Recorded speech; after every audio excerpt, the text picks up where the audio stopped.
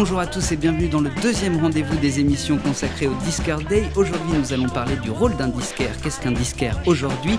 Vous découvrirez Michel Pamplune, le propriétaire du magasin Fargo, et vous aurez le bonheur de découvrir une session acoustique avec Claire de Namur. Le rôle des disquaires sur une artiste comme Lou, il est fondamental parce que c'est les premiers qui vont passer le mot de la qualité de la musique. Les disquaires, ils ont ce pouvoir-là, qui est un pouvoir magique. Leur première vocation, c'est de remettre cette musique en tant que bien culturel. C'est plus qu'un simple magasin. Il y a une dimension sociale, musicale assez importante. On touche les premières personnes qu'on doit toucher, c'est-à-dire les mélomanes. Ils ont établi une relation de confiance avec leur disquaire, un peu comme un médecin avec son patient. On vend du miel pour soigner les oreilles des gens. On est docteur des oreilles. Ça fait plaisir de connaître les prénoms de beaucoup de clients et de boire des coups avec eux, d'anticiper leurs requêtes en leur commandant des disques, en leur mettant de côté.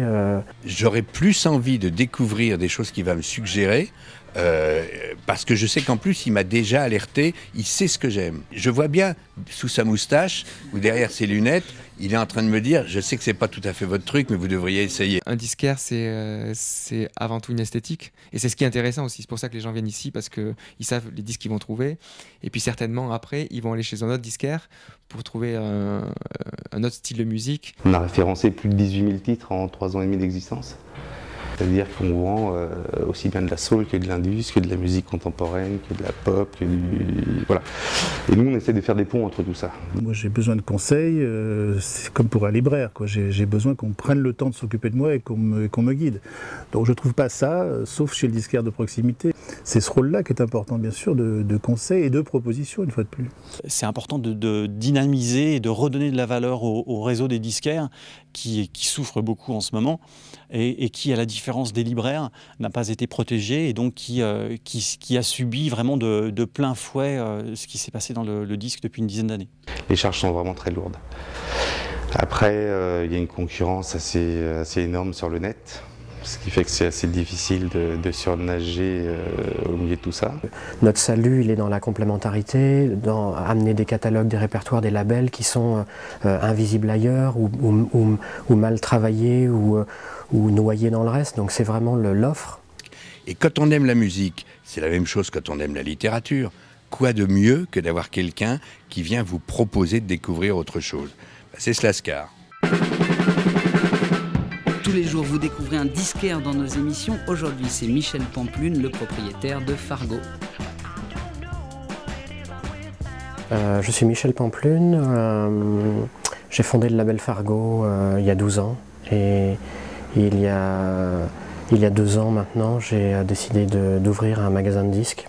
Ça m'intéressait d'une part parce que j'aimais bien, à la fin des concerts de nos artistes, j'aimais bien le rapport avec le public, le rapport direct avec les gens qui achètent les disques. Et c'était aussi un moyen de de développer une activité alternative qui fasse que je ne sois pas trop dépendant du label.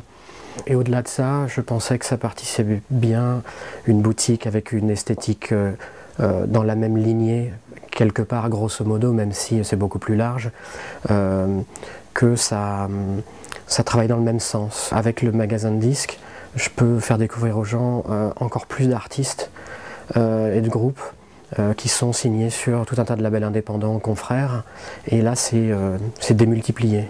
Alors, je dirais que ça passe par surtout proposer une offre attirante, bien présentée. Il faut suivre les nouveautés, il faut continuer à avoir un fond de catalogue pertinent, parce que l'avantage des disquaires indépendants, c'est quand même de pouvoir suivre des discographies et des artistes en dehors des opérations de saison. Et ensuite, il y a le propre du commerce de proximité. Ça fait plaisir de connaître les prénoms de beaucoup de clients et de boire des coups avec eux, d'anticiper leurs requêtes en leur commandant des disques, en leur mettant de côté,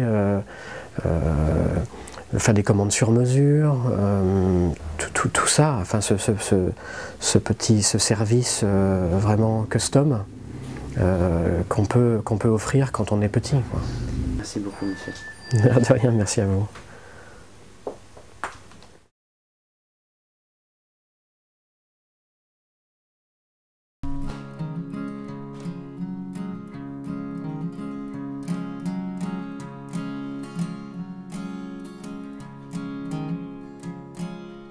Since I was a child, I've been told that the sun always shines, shines, shines, shines after the rain.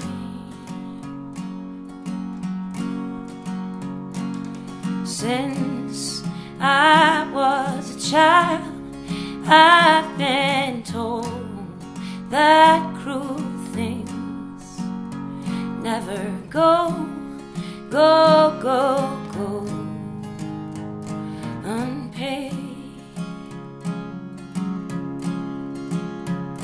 Well, I've tasted the rain, and I've caused much pain in this life. You do and learn, but you burn, you burn, you burn. Since I was a child, I've been told that good men sometimes hurt, hurt, hurt, hurt for no reason. Since I was a child, I've been told that the gold makes the joy, the joy, the joy, the joy of man. While I've seen good men cry, and in the gold I found a light. In this life you try to earn, but you burn, you burn, you burn.